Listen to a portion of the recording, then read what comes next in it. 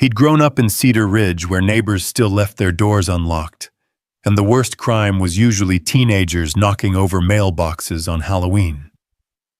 This kind of violence, this level of cruelty, it belonged to the news, to distant cities where bad things happened to other people.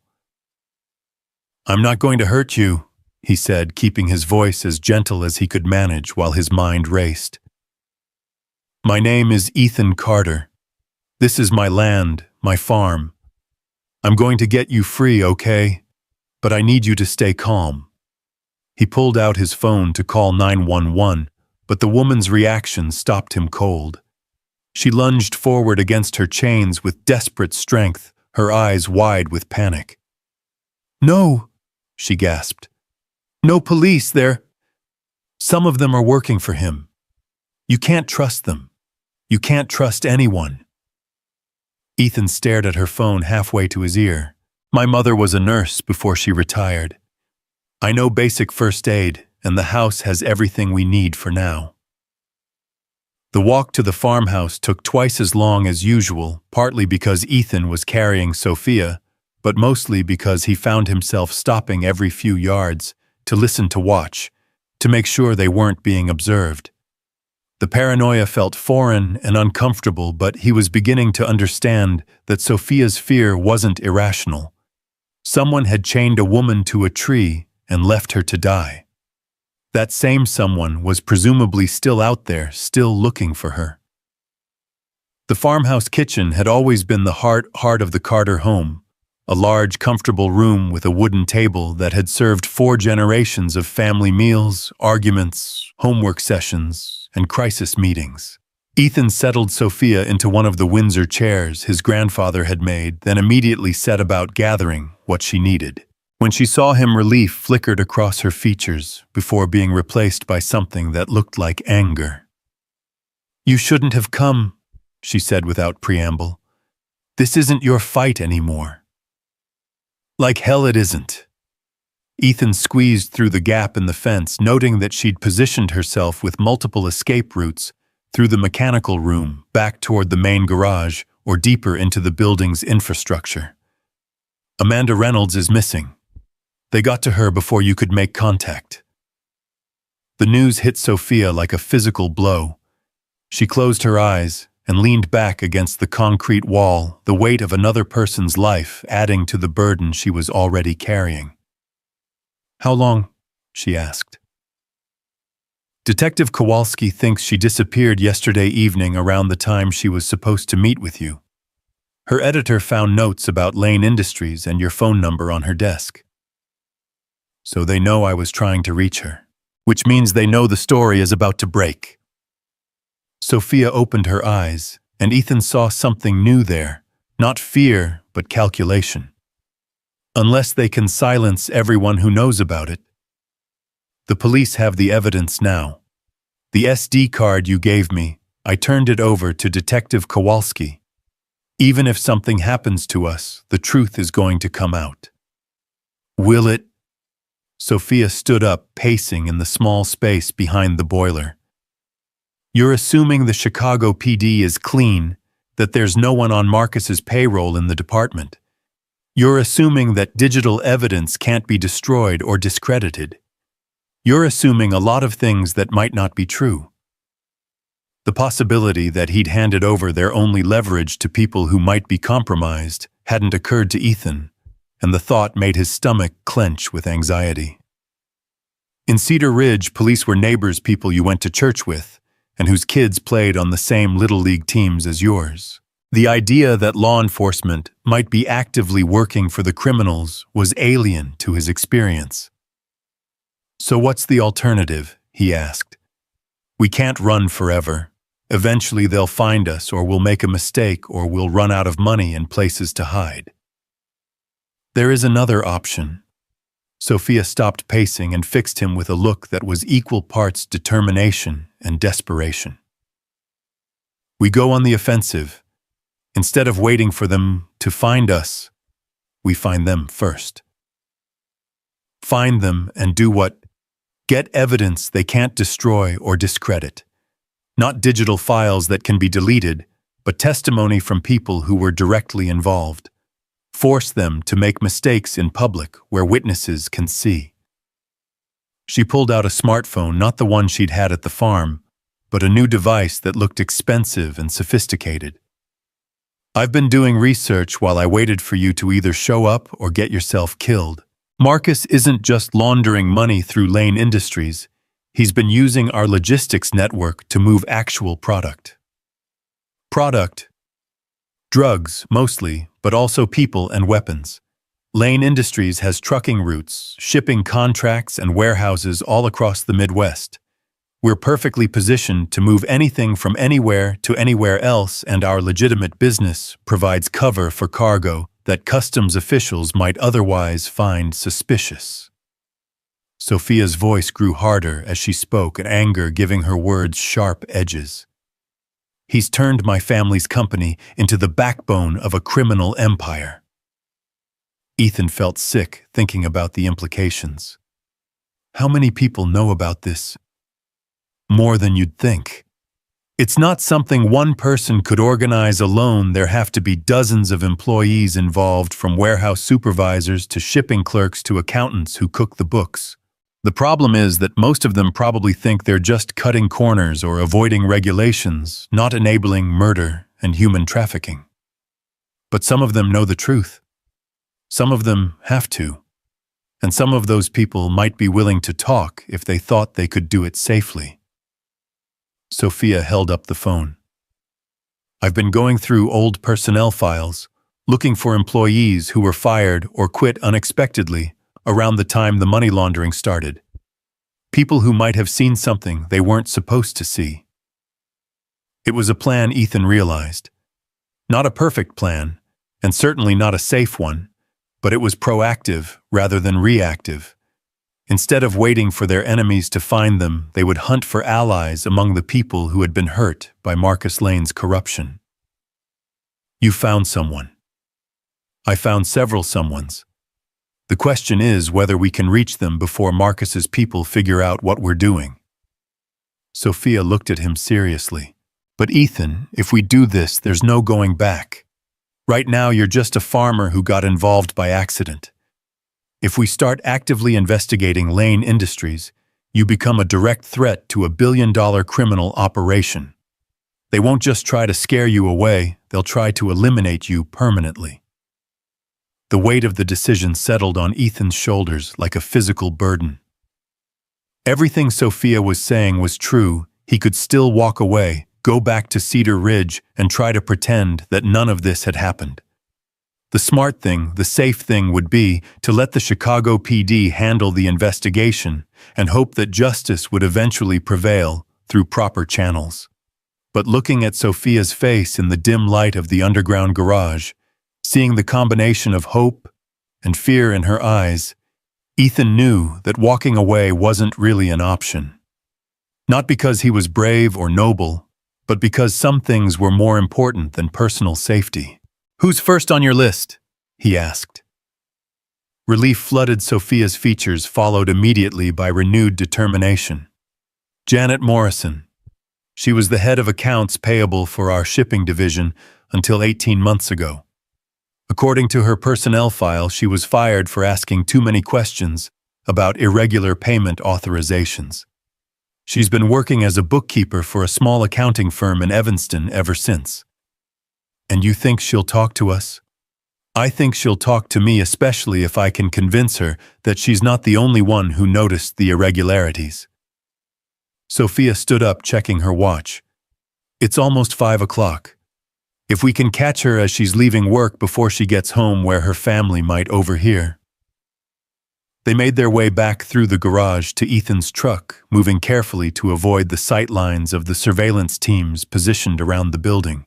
The drive to Evanston took them through some of Chicago's most affluent suburbs, a world of manicured lawns and houses that cost more than most people made in a lifetime. It was another reminder of the gulf between Sophia's background and his own, though she seemed unconscious of the difference.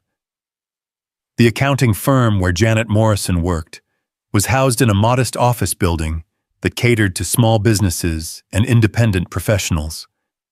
They parked across the street and waited, watching employees filter out of the building as the workday ended. Sophia had pulled up Morrison's employee photo on her phone, but when the woman finally appeared, she was almost unrecognizable. The Janet Morrison in the Lane Industries files had been professionally groomed, confident, the picture of corporate competence.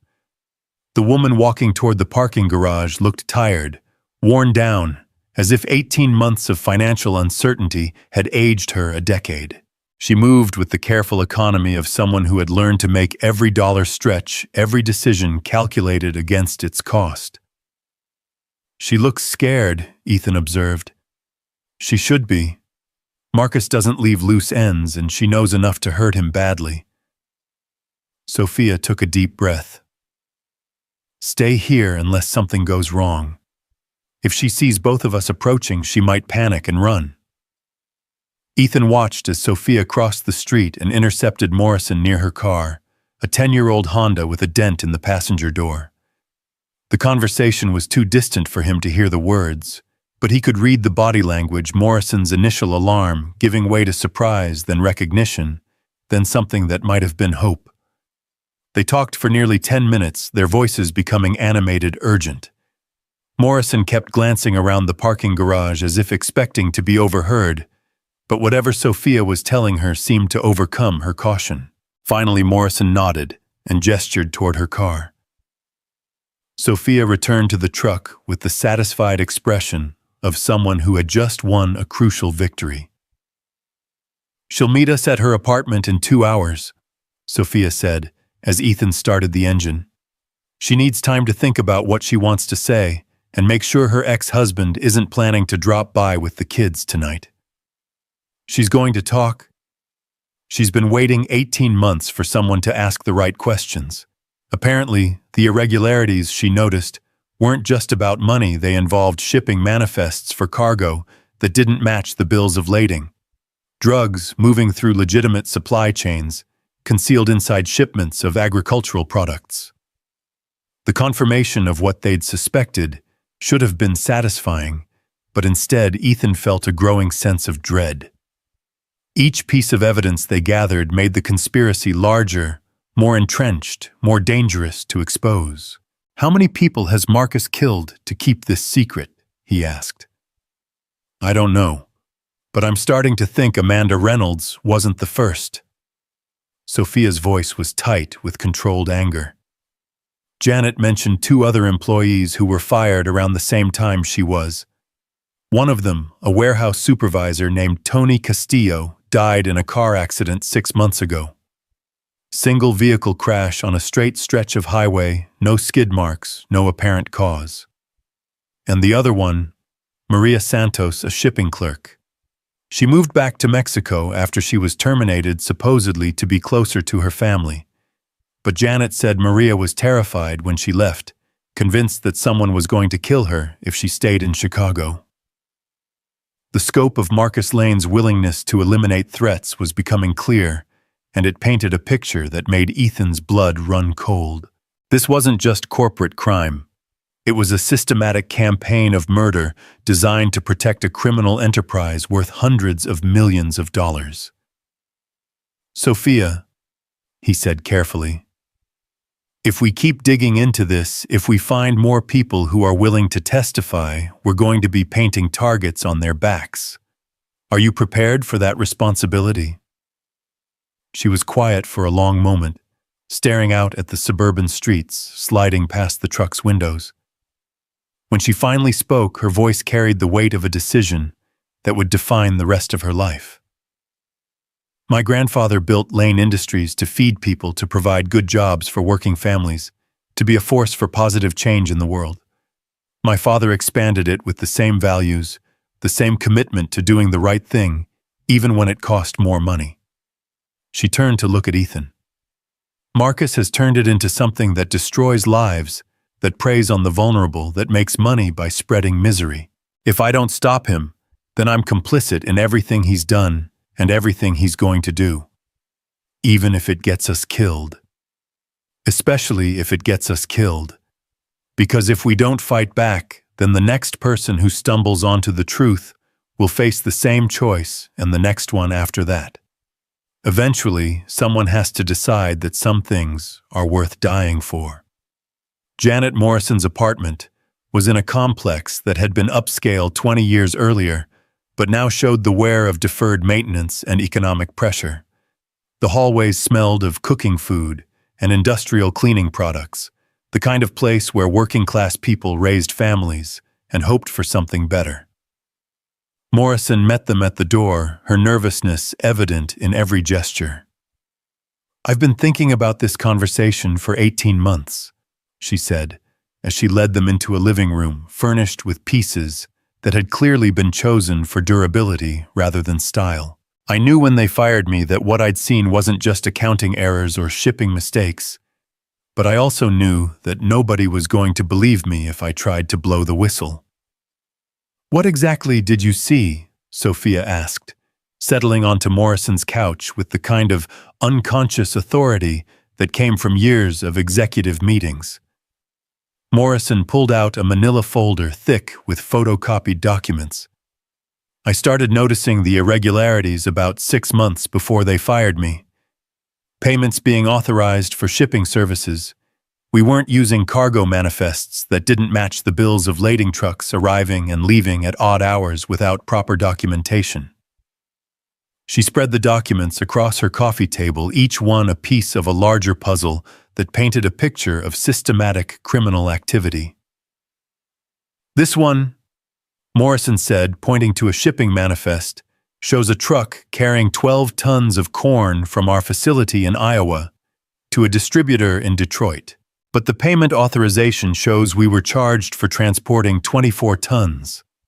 The difference was cargo we never officially received and never officially shipped." "Ghost cargo," Ethan said, understanding immediately. "You transport legitimate goods to create a paper trail, but you also transport other things that don't appear in the official records." "Exactly. And the payments for the ghost cargo were always handled through a separate accounting system that bypassed normal oversight. When I started asking questions about the discrepancies, my supervisor told me to mind my own business. When I kept asking, they fired me for insubordination."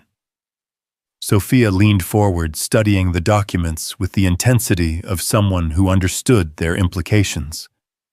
"Janet, do you have copies of the payment authorizations, the ones that show the ghost cargo fees?" "Some of them. I made copies before they escorted me out of the building, but I was careful about which ones I took. I didn't want them to know I was documenting their crimes." The next hour was spent reviewing Morrison's evidence, cross-referencing shipping dates with payment records, identifying patterns that revealed the scope of the operation.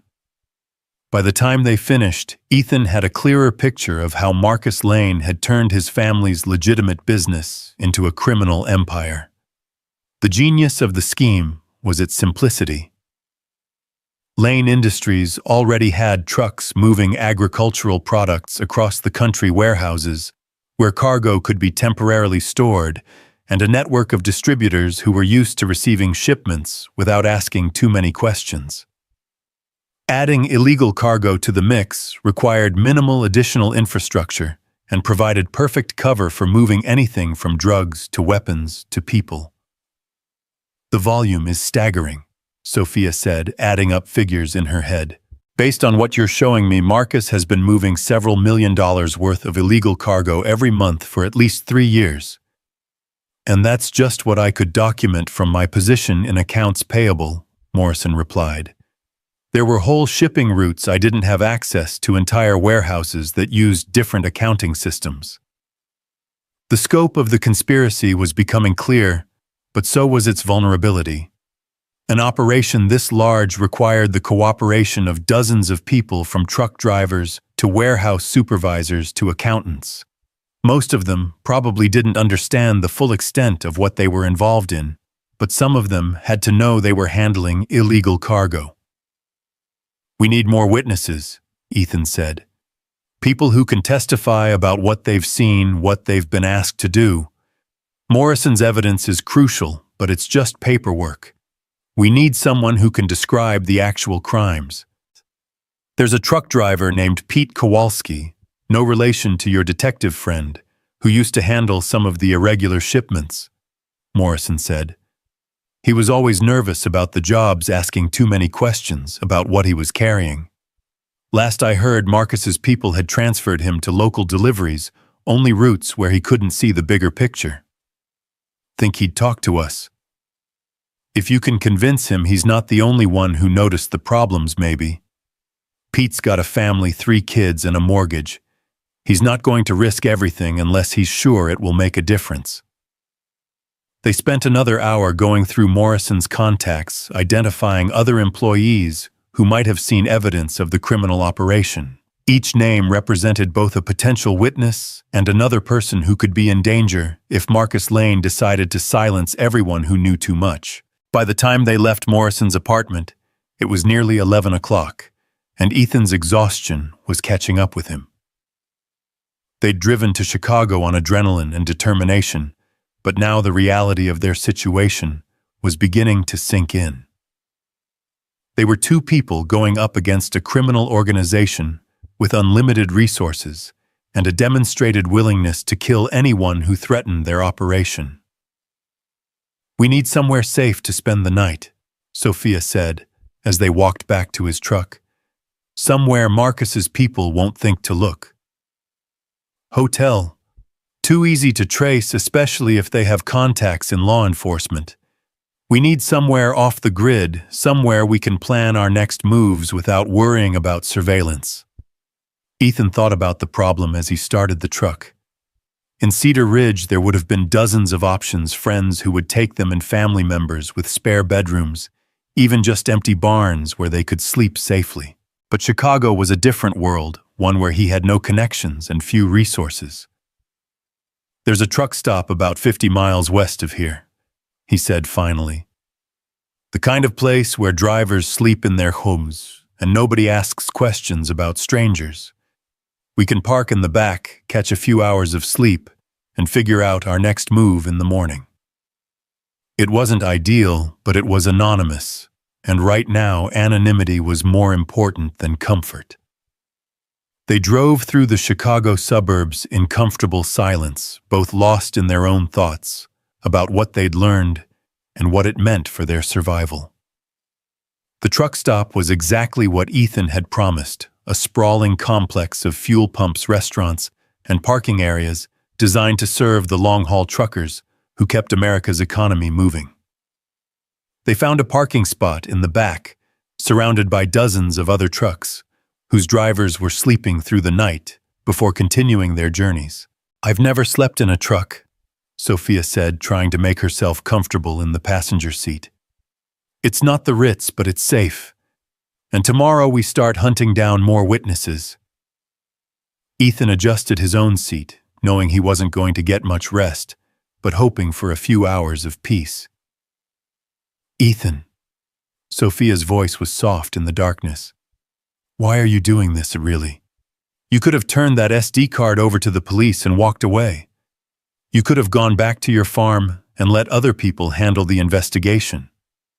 It was a question he'd been asking himself since leaving Cedar Ridge, and he still wasn't sure he had a complete answer. Part of it was simple decency, the inability to walk away from someone who needed help. Part of it was anger at the injustice of what Marcus Lane had done, not just to Sophia, but to all the employees he'd corrupted or intimidated or killed. But there was something else, something he wasn't sure he was ready to articulate even to himself. "You remember what you said about your grandfather building Lane Industries to feed people and provide good jobs?" he said finally. "My grandfather felt the same way about our farm. 3 generations of Carters have worked that land not to get rich, but to grow food that families needed to be part of something bigger than themselves. And people like your uncle think they can just take that, corrupt it, turn it into something evil for their own profit. They think decent people will just roll over and accept it because fighting back is dangerous." Ethan shifted in his seat, trying to find a more comfortable position. "Maybe I'm just too stubborn to let them be right about that," Sophia was quiet for so long that he thought she'd fallen asleep. When she finally spoke, her voice carried an emotion he couldn't quite identify. "In all the years I've been running Lane Industries, I've never met anyone like you," she said. "People who wanted my money or my influence or what I could do for their careers, but never someone who was willing to risk everything just because it was the right thing to do. You haven't been hanging around with the right people." "No, I haven't, but maybe that's about to change." Outside the truck, the sounds of the highway continued through the night. The distant hum of traffic, the occasional rumble of an engine starting the whispered conversations of drivers grabbing coffee before continuing their journeys. It was the sound of America working, moving, striving towards something better. Tomorrow, they would continue their hunt for witnesses, continue building the case that would either destroy Marcus Lane or get them both killed. But for now, in the anonymous safety of the truck stop, they had a few hours of peace to prepare for whatever came next. Neither of them slept well, but both of them dreamed of a world where justice mattered more than profit, where ordinary people could stand up to extraordinary evil and have a chance of winning. Whether those dreams would survive contact with reality remained to be seen. Dawn broke gray and cold over the truck stop, the kind of morning that promised rain and made every shadow seem threatening. Ethan woke to the sound of diesel engines warming up and the distant clatter of coffee cups in the all-night diner, his neck stiff from sleeping in the truck's cab. Beside him, Sophia was already awake, staring out at the parking lot with the kind of focused intensity that suggested she'd been thinking hard about their next moves. "Pete Kowalski lives about 30 miles from here," she said without preamble. "I found his address in the employee database I downloaded before everything went to hell. If we're going to approach him, we need to do it this morning before he heads out on his delivery route." Ethan rubbed his eyes, trying to shake off the fog of too little sleep and too much stress. "You've been planning while I was unconscious. I've been thinking about what Morrison said last night. If Pete was transferred to local deliveries because he was asking too many questions, then Marcus's people are keeping him close, monitoring what he does. That means we might not have long before they notice we're talking to former employees." The logic was sound, but it also meant they were operating under an increasingly narrow window of opportunity. Every witness they approached was another chance for Marcus Lane's organization to notice the pattern, to realize that Sophia wasn't just hiding, but actively building a case against them. They drove through Chicago's industrial suburbs in the pre-dawn darkness, past warehouses and factories that formed the backbone of America's economy. It was territory that felt more familiar to Ethan than the upscale neighborhoods they'd visited the day before, that working-class communities where people earned their living with their hands and worried about making mortgage payments and keeping food on the table. Pete Kowalski lived in a ranch house on a street lined with similar homes, each one representing someone's version of the American dream scaled down to realistic proportions. His driveway contained a Lane Industries truck company logo, prominently displayed on the cab doors, and a 10-year-old sedan that probably belonged to his wife. "Let me approach him alone," Sophia said as they parked across the street. "He's more likely to trust someone he recognizes from company meetings than a complete stranger."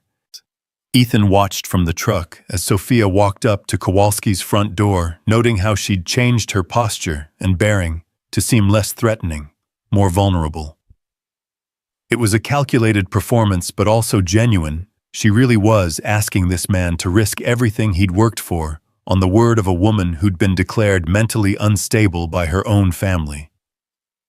The conversation at the front door was brief, with Kowalski glancing nervously up and down the street before inviting Sophia inside. She was gone for nearly an hour, and when she finally returned to the truck, her expression was grim.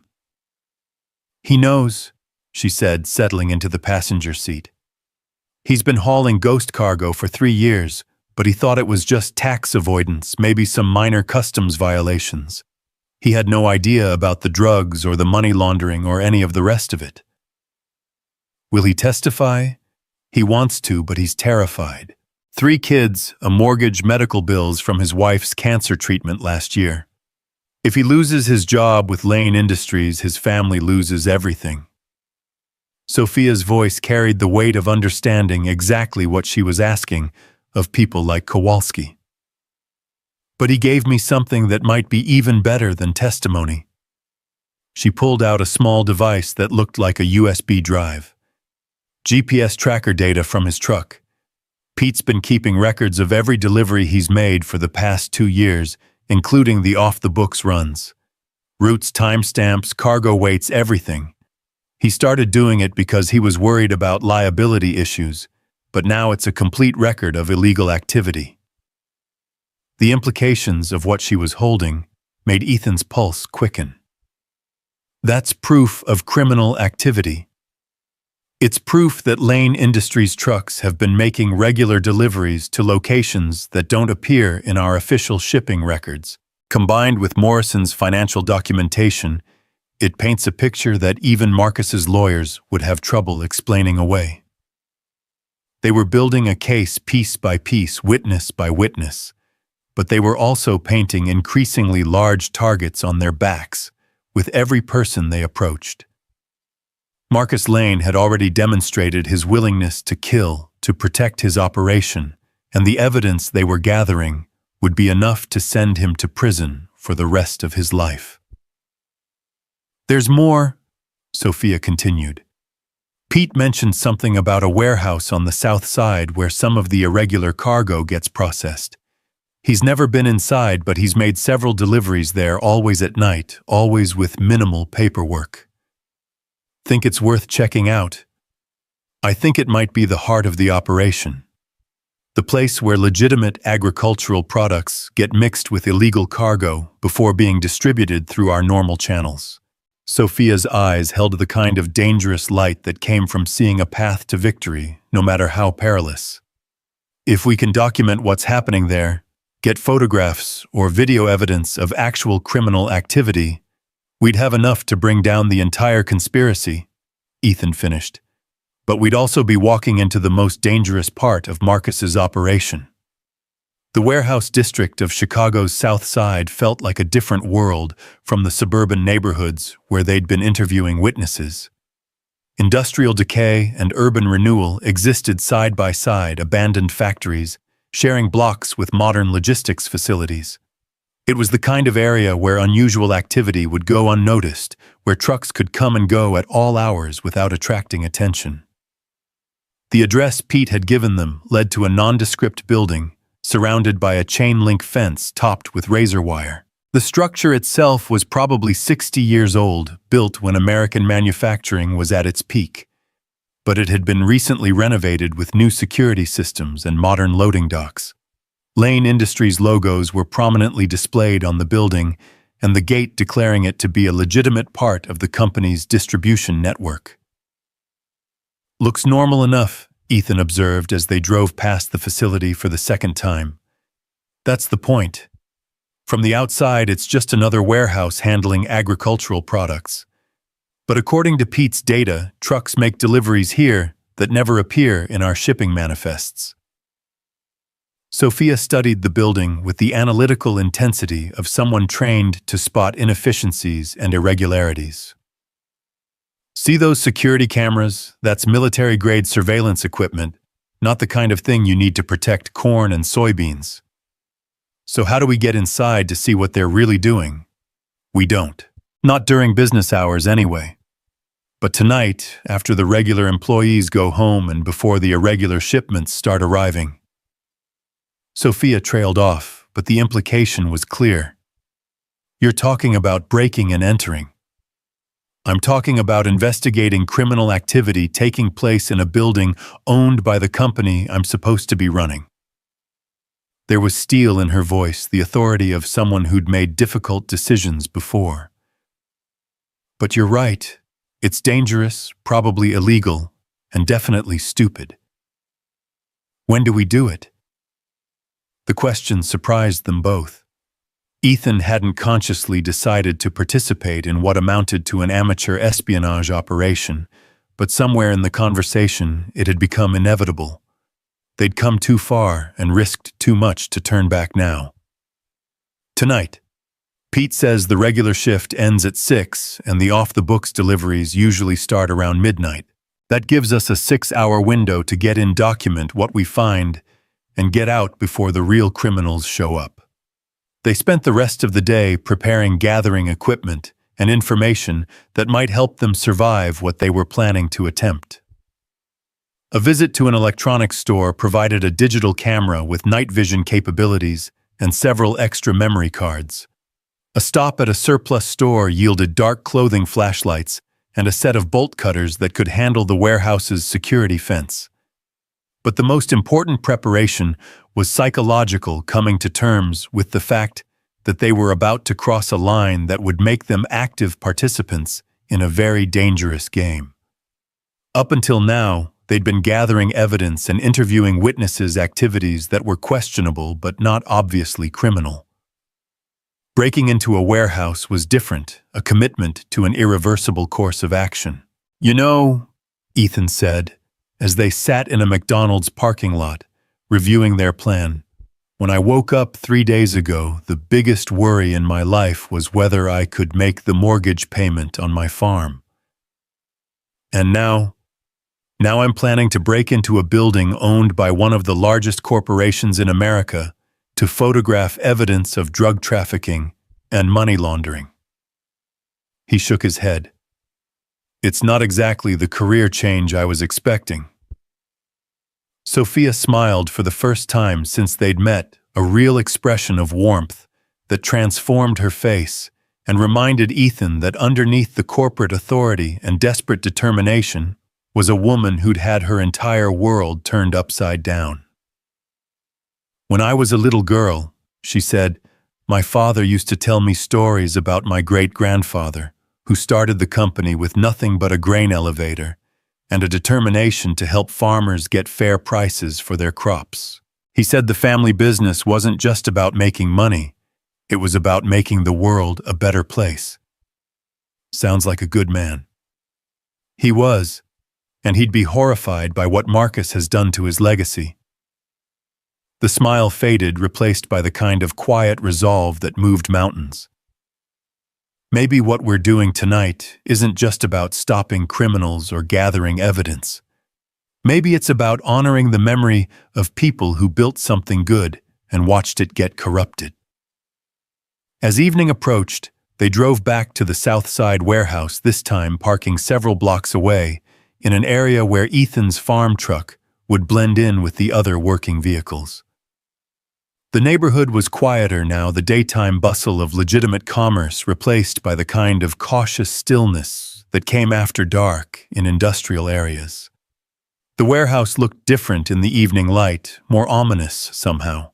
The security lights that had seemed merely professional during the day now felt like searchlights, and the razor wire atop the fence gleamed with predatory sharpness. "Last chance to change your mind," Sophia said, as they gathered their equipment. "You too." "Not a chance. This is my company, my responsibility." She checked the camera one final time, making sure the night vision settings were configured properly. "Besides, I've never been particularly good at sitting on the sidelines." The approach to the warehouse required a careful balance between speed and stealth. They needed to move quickly enough to minimize their exposure, but slowly enough to avoid triggering motion sensors or attracting the attention of security patrols.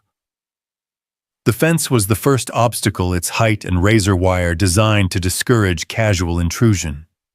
Ethan's bolt cutters made quick work of the chain link, creating an opening large enough for them to squeeze through. The real challenge was doing it quietly, the metallic snapping of cut wire sounding unnaturally loud in the stillness of the night. Once inside the perimeter, they had to cross 50 yards of open ground to reach the warehouse itself. The loading dock area offered some cover shadows cast by parked trailers and stacked pallets, but it also felt like a gauntlet lined with security cameras and motion detectors. "There," Sophia whispered, pointing to a service entrance on the side of the building. Maintenance door probably alarmed, but it's our best option for getting inside without being seen. The lock was more sophisticated than Ethan had expected, an electronic system that required either a key card or a numeric code. But the door frame itself was older built when physical security relied on solid construction rather than digital technology. Think you can force it? Ethan examined the frame, noting where age and weather had weakened the wood around the deadbolt. Maybe, but it's going to make noise, and once we break it, anyone who checks will know someone was here. We're already past the point of subtlety. Do it. The crowbar he'd bought at the surplus store was designed for exactly this kind of work. 3 sharp blows to the frame splintered the wood around the lock mechanism, and the door swung open with a squeal of protesting hinges that seemed to echo through the entire building. Inside the warehouse was a cavern of shadows and mechanical sounds, the hum of refrigeration units and ventilation systems, creating a constant background noise that would mask their movements, but also make it harder to hear if someone else was in the building. Emergency lighting provided just enough illumination to navigate between towering stacks of pallets and shipping containers. Agricultural products, Sophia said, reading labels as they moved deeper into the facility. Corn, soybeans, wheat flour. Everything looks legitimate so far. But as they ventured further from the loading dock area, the character of the stored goods began to change. Containers without proper labeling, pallets covered with tarps, shipping crates that seemed too small for bulk agricultural products. And underlying it all, the kind of careful organization that spoke of serious money and professional management. Here, Ethan said, pulling back a tarp to reveal what lay beneath. This isn't corn. The crates were unmarked, but heavy, their contents shifting slightly when moved.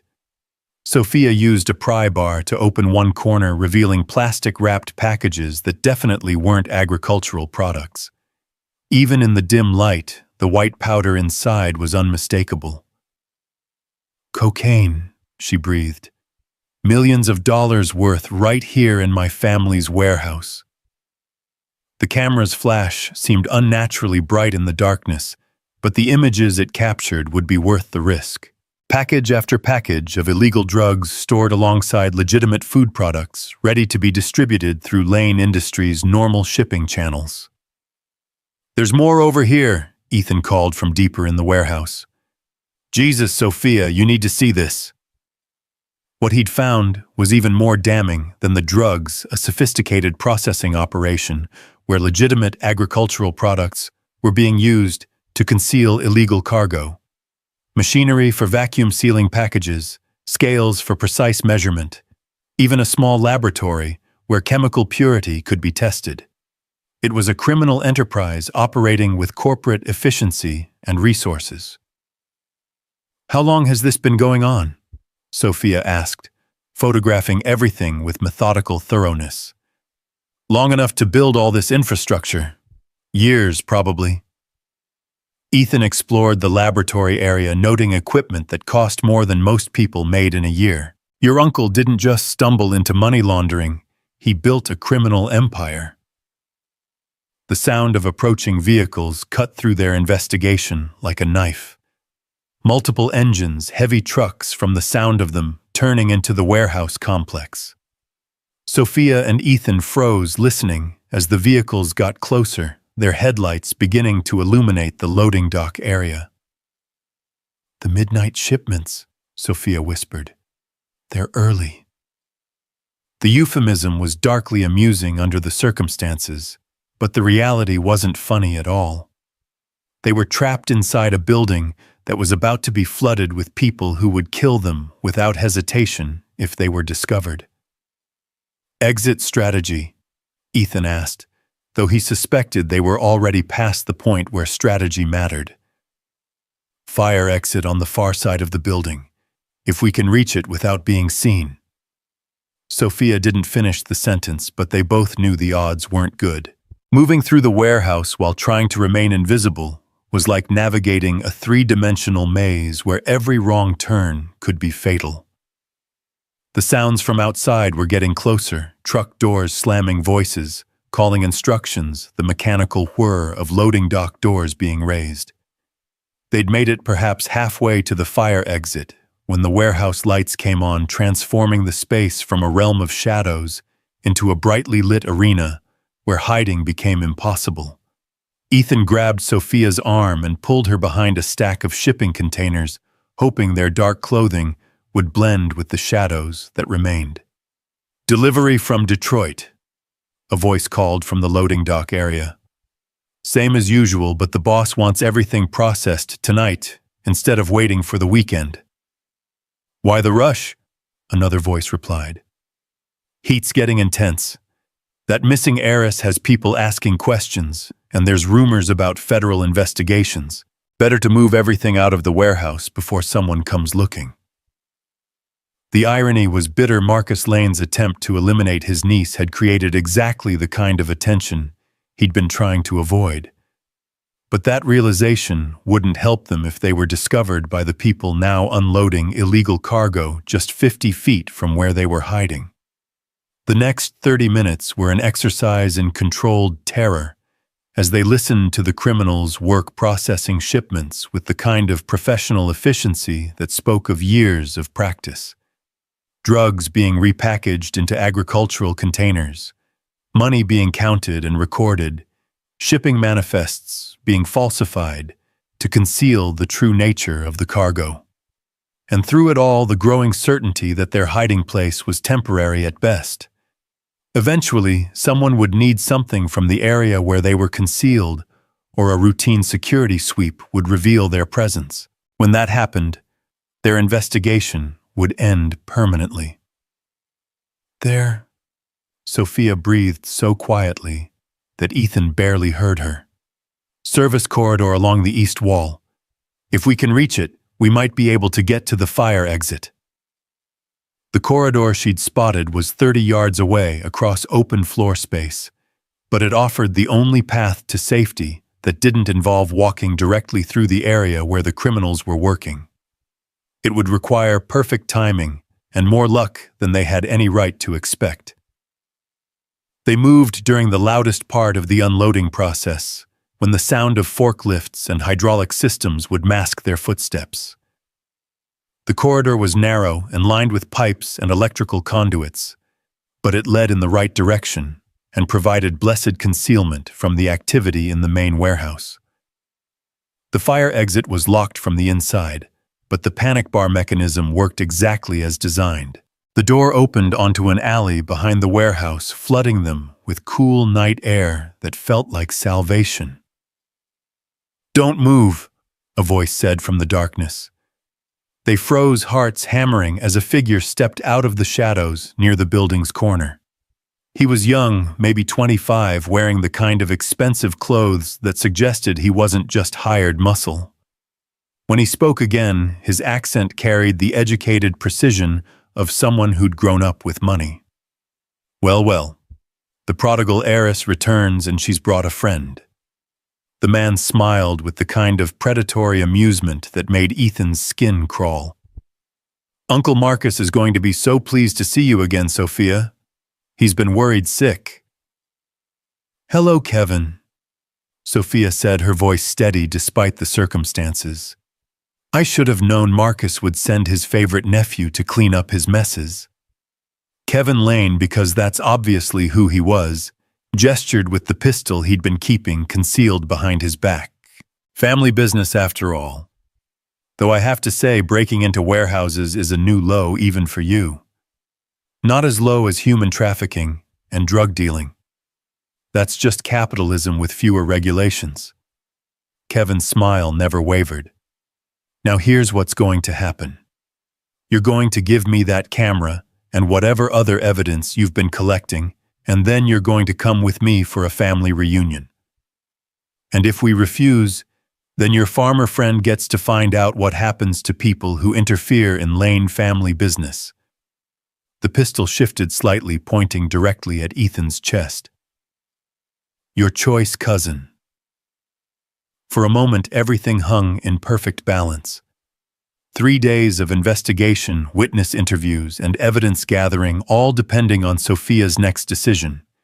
She could surrender, try to negotiate, maybe buy time to think of another option. Instead, she threw the camera as hard as she could in Kevin's direction, while simultaneously diving toward the opposite end of the alley. The movement was so unexpected, so contrary to what any rational person would do when facing an armed opponent, that Kevin hesitated for a crucial second. That second was all Ethan needed. He lunged forward, tackling Kevin around the waist and driving them both to the ground. The pistol flew from Kevin's grip, clattering across the asphalt and disappearing into the shadows. What followed was a brief, vicious struggle between two men who understood that losing meant death. Kevin was younger and probably in better shape, but Ethan had the desperate strength of someone fighting to protect someone he cared about. When it ended, Kevin was unconscious, and Ethan was bleeding from a split lip and several deep scratches. "Camera," Sophia said, retrieving the device from where it had fallen. "Still intact, and we got everything we needed." "Kevin. He'll live, but he's going to have a headache when he wakes up." Ethan checked to make sure the younger man was still breathing. "We should be long gone before that happens." They ran through the industrial district, putting distance between themselves and the warehouse while sirens began to wail in the night. Whether the police response was related to their break-in or just the normal background chaos of urban crime, they couldn't afford to find out. It wasn't until they were back in Ethan's truck driving through Chicago's empty streets, with the warehouse's evidence safely captured on the camera's memory card, that either of them spoke about what had just happened. "Thank you," Sophia said quietly, "for what you did back there. Kevin would have killed you without hesitation if you'd given him the chance." "Kevin's your cousin. Marcus's son. He's been groomed since childhood to take over the criminal side of the business when his father retires." Her voice carried the kind of sadness that came from watching family destroy itself. "There was a time when Kevin and I were close, when I thought he might be the one person in the family I could trust completely." What changed? Money changed. Power changed. The corruption that Marcus brought into the company infected everyone around him, including his own children. Sophia stared out at the city lights sliding past the truck's windows. "I used to think that if I could just expose the truth, the family would come together, want to fix what had been broken. Now I realize that some of them are too far gone to save." The evidence they'd gathered that night was devastating proof that Lane Industries was being used as a front for massive criminal operations, that Marcus Lane had built an empire based on drugs, money laundering, and human trafficking. Combined with the witness testimonies they'd collected, it would be enough to destroy the conspiracy and send its architects to prison for the rest of their lives. But it would also tear apart everything that Sophia's grandfather and father had built, destroying a legitimate business that employed thousands of people and provided food for millions more. The choice she faced was between allowing evil to continue or sacrificing something good to stop it. "What happens now?" Ethan asked. "Now we finish what we started. We take this evidence to people who can use it properly, and we make sure that Marcus and everyone who helped him face justice for what they've done." Sophia's voice carried the weight of a decision that would define the rest of her life, even if it means destroying everything my family built. "That's not what your father would have wanted. My father would have wanted justice. He would have wanted the truth to come out no matter what it cost." She turned to look at Ethan, and in her eyes he saw something new, not just determination, but a kind of peace that came from finally knowing what needed to be done. Besides, maybe destroying the old company is the only way to build something better in its place. The sky was beginning to lighten in the east as they drove toward downtown Chicago, carrying evidence that would change everything for one of America's largest corporations and the thousands of people whose lives it touched. Behind them in a warehouse on the south side, criminals were probably discovering that their operation had been compromised.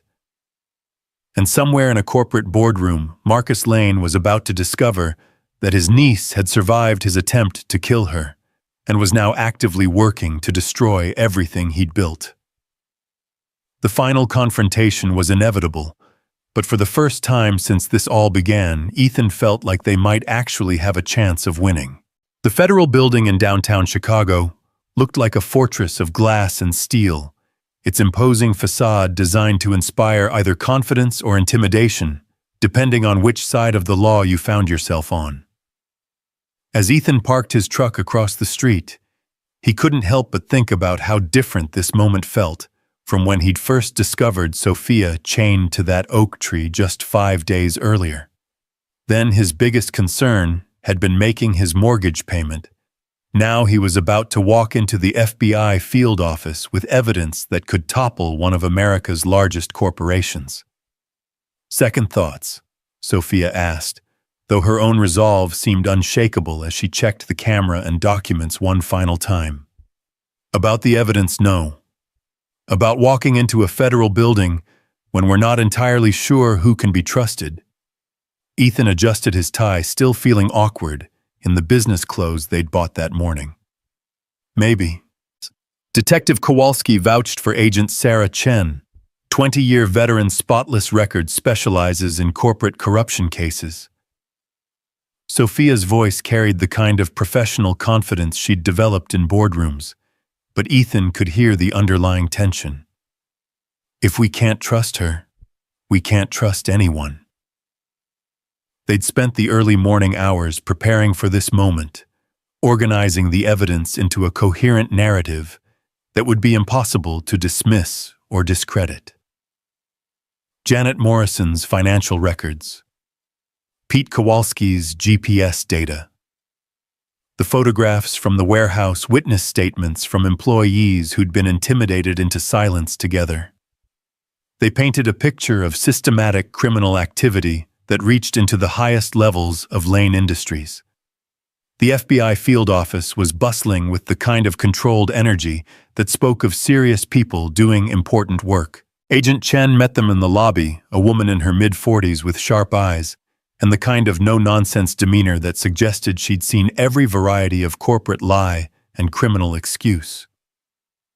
"Ms. Lane, Mr. Carter," she said, shaking hands with professional courtesy. "Detective Kowalski briefed me on your situation. I understand you have evidence of criminal activity involving Lane Industries." "We have evidence of criminal activity conducted by Lane Industries," Sophia corrected. "There's a difference." Agent Chen led them to a secure conference room where they could spread out the documents and present their case without fear of being overheard. The next 2 hours were spent walking through the evidence methodically, each piece building on the others to create an undeniable pattern of money laundering, drug trafficking, and murder.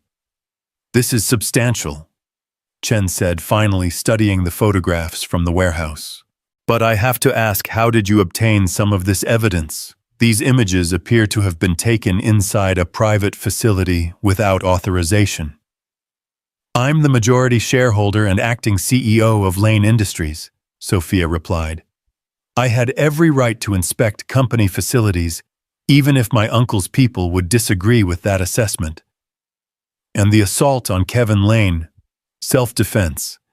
He pulled a gun on us in an alley behind the warehouse. Mr. Carter prevented what would have been a double homicide." Chen made notes in a file that was already growing thick with documentation. "We'll need to verify your accounts with physical evidence from the scene. But assuming everything checks out, this gives us probable cause for search warrants on multiple Lane Industries facilities." "How long will that take?" Ethan asked. "Under normal circumstances, weeks, maybe months.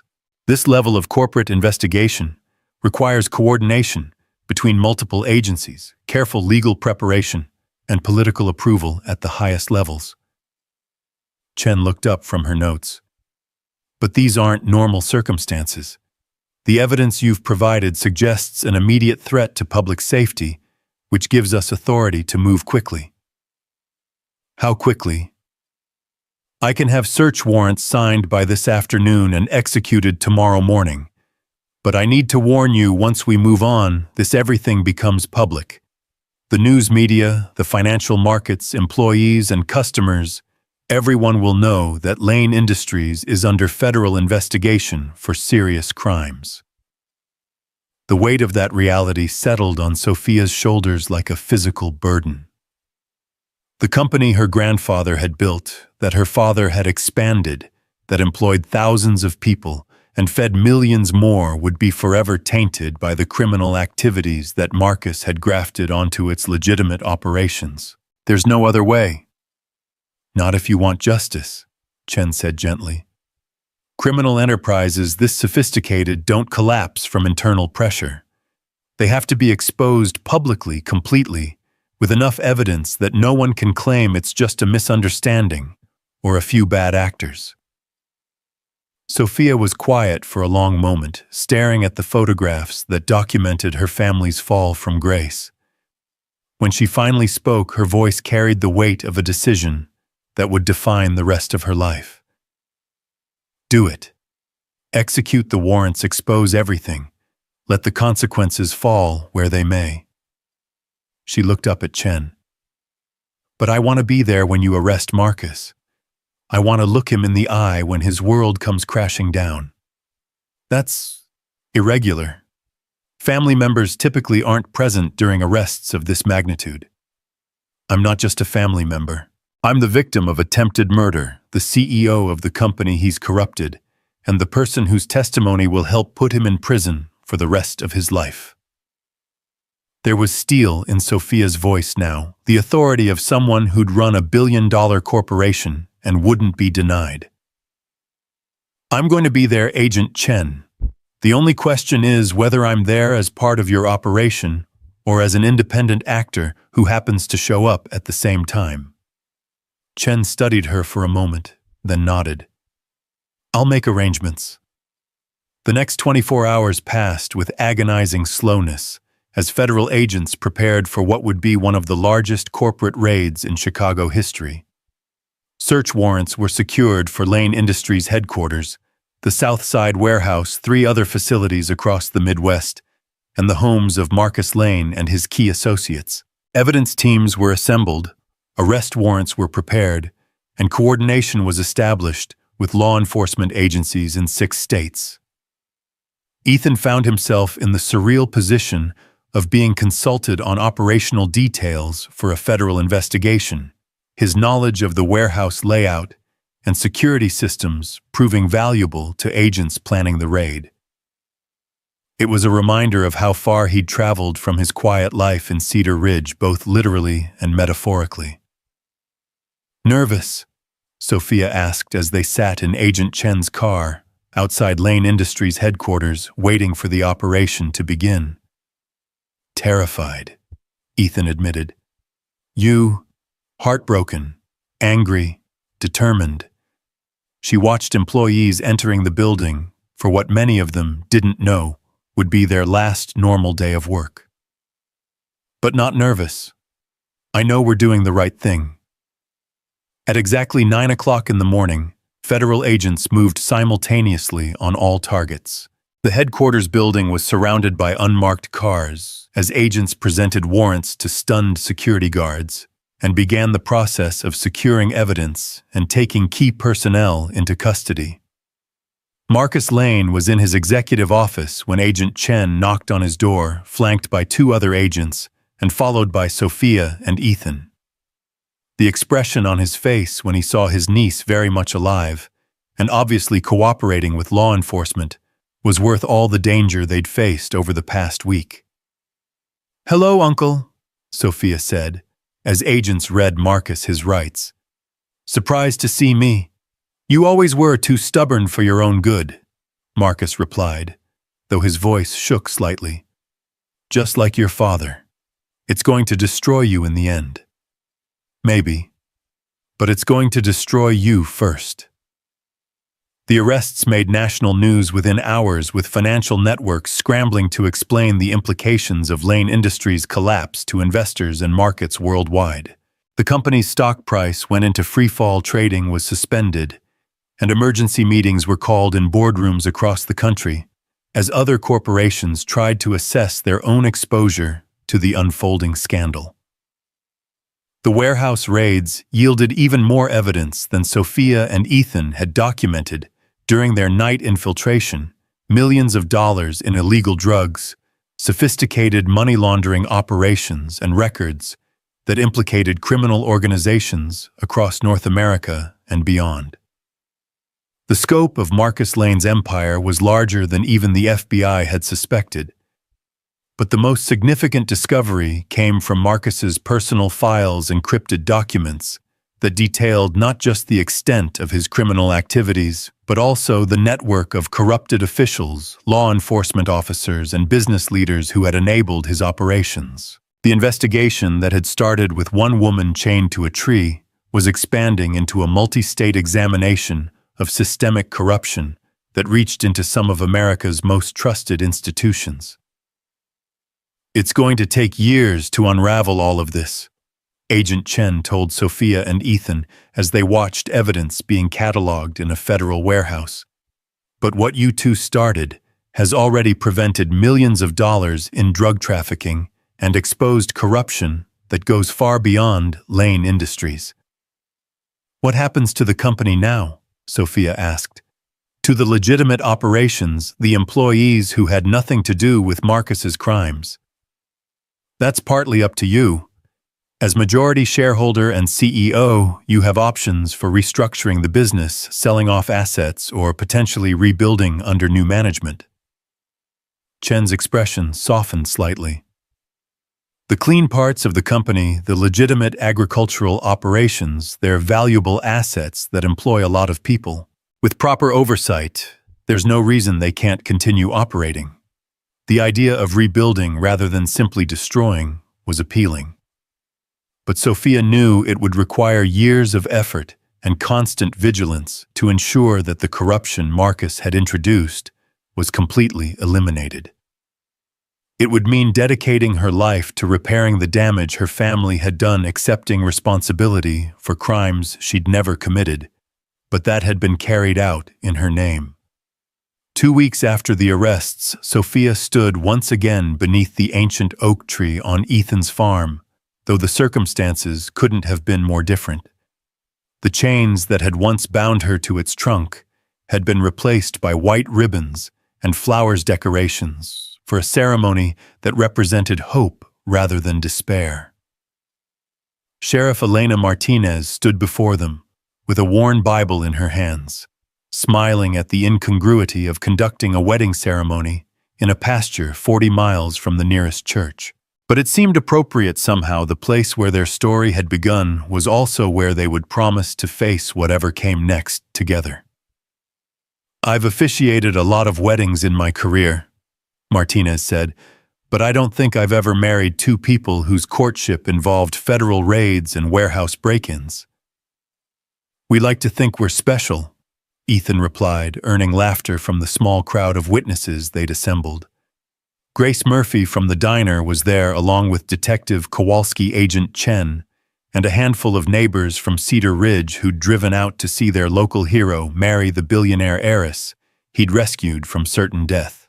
"Ethan Carter," Martinez continued, "do you take Sophia Lane to be your wife, to stand with her through federal investigations and corporate restructurings, through good harvests and bad for richer or poorer, though in her case definitely richer in sickness and in health, till death do you part?" "I do," Ethan said, meaning it more completely than he'd ever meant anything in his life. "And Sophia Lane, do you take Ethan Carter to be your husband, to stand with him through droughts and floods, through simple farming and complicated criminal prosecutions, to love and honor him, whether he's tending crops or testifying before Congress, till death do you part?" "I do," Sophia replied, tears in her eyes, as she looked at the man who'd risked everything to save her life and help her find the courage to do the right thing. Then, by the power vested in me by the state of Illinois, and with the blessing of that old oak tree that's seen more drama than a soap opera, I pronounce you husband and wife." Martinez grinned. "Ethan, you may kiss your bride, but try not to get arrested for it." The kiss was sweet and brief, appropriate for a public ceremony, but promising more intimate moments to come. When they broke apart, the applause from their small audience was heartfelt and genuine, the sound of people who'd witnessed something real and lasting, being born from extraordinary circumstances. Grace Murphy had provided a wedding cake that she'd transported carefully in her van, along with coffee and sandwiches for the reception that took place on picnic tables in Ethan's backyard. It wasn't the kind of wedding that billionaire heiresses usually had, but it was perfect for a woman who'd learned to value authenticity over appearances. "So what's next for the happy couple?" Agent Chen asked as the informal reception wound down. "Honeymoon in some exotic location, where extradition treaties don't apply." "Actually," Sophia said, "we're thinking about staying right here. There's a lot of work to do rebuilding Lane Industries into the kind of company my grandfather envisioned, and it turns out that work goes better when you have a partner who understands the value of keeping your feet on the ground. Plus," Ethan added, "someone has to keep an eye on this farm. Can't let 3 generations of Carter agriculture go to waste just because I married into corporate intrigue." The plan they'd developed over the past 2 weeks was ambitious but achievable. Sophia would restructure Lane Industries, selling off the assets that had been compromised by criminal activity and focusing the remaining operations on legitimate agricultural business. The profits from those operations would fund a foundation dedicated to supporting family farms, providing low-interest loans and technical assistance to help small agricultural operations compete with corporate agriculture. It was a way of honoring both their backgrounds, Sophia's corporate expertise and Ethan's understanding of what farmers actually needed to survive and thrive. More importantly, it was a way of turning something that had been corrupted by greed and crime into a force for positive change. "The irony," Sophia said, as she and Ethan watched their wedding guests drive away, leaving them alone beneath the oak tree as the sun set over the fields, "is that Marcus was right about one thing. The company needed to change, needed to modernize and expand into new markets. He just chose the wrong markets." "Your grandfather would be proud," Ethan said, pulling her closer as the evening air grew cool. "You saved the company he built and turned it into something even better." "We saved it. There's no way I could have done any of this alone." They stood together in comfortable silence as stars began to appear in the darkening sky. 2 people who'd found each other under the worst possible circumstances and discovered that sometimes the most unlikely partnerships produced the most extraordinary results. The ancient oak tree that had witnessed their first meeting now stood as a symbol of their commitment to each other and to the values that had brought them together.